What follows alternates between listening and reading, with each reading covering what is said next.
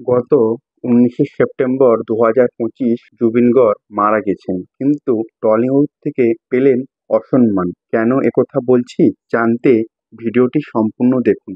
আর যারা যারা এখনো আমাদের চ্যানেলটি সাবস্ক্রাইব করেননি তারা অবশ্যই আমাদের চ্যানেলটি সাবস্ক্রাইব করুন। আর যারা ভিডিওটি ফেসবুক থেকে দেখছেন তারা পেজটি ফলো করুন। স্কুবা ডাইভিং করতে ভালোবাসতেন জুবিনদা, তাই স্কুবা ডাইভিং করতে গিয়ে মারা গেছেন জুবিনদা।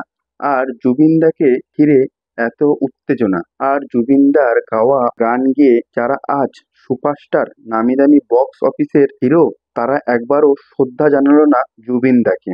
যেই জুবিনদাকে ঘিরে আসামে এত উত্তেজনা, আসাম 7 দিন বন্ধ, কারণ জুবিনদা মারা গেছে। সেই জন্য আসামের মানুষরা জুবিনদাকে ঘিরে এক মর্মান্তিক শোক প্রকাশ করছে। আর সেদিক থেকে আমাদের টলিউড সুপারস্টার দাদারা একদম শ্রদ্ধা জানানোর নামই ভুলে গেছে। হ্যাঁ, আমি দেবদার কথা বলছি। জুবিনদার গান দ্বারা দেবদা আজ ফেমাস। দেবদার এত নাম আজ জুবিনদার গানের মাধ্যমে, কিন্তু সেই জুবিনদাকে একবারও শ্রদ্ধা জানালো না, বা জুবিনদা যখন মারা গেছে একবারও দেখতে গেল না সুপারস্টার দেব।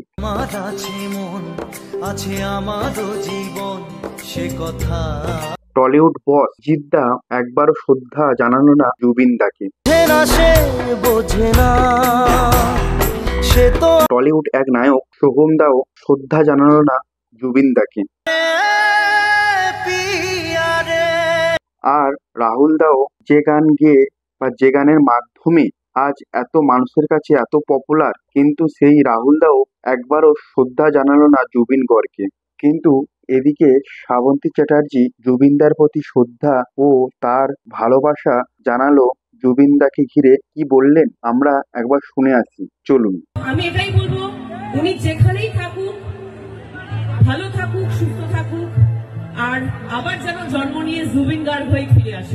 শ্রাবন্তীর এইরকম শ্রদ্ধা আপনাদের কেমন লাগলো অবশ্যই কমেন্ট করবেন। আচ্ছা, আপনারাই বলুন তো, দেব, জিৎ, শোভম, রাহুল, এই যে টলিউড সুপারস্টাররা একবারও কি জুবিনদার প্রতি শ্রদ্ধা জানাতে পারতো না?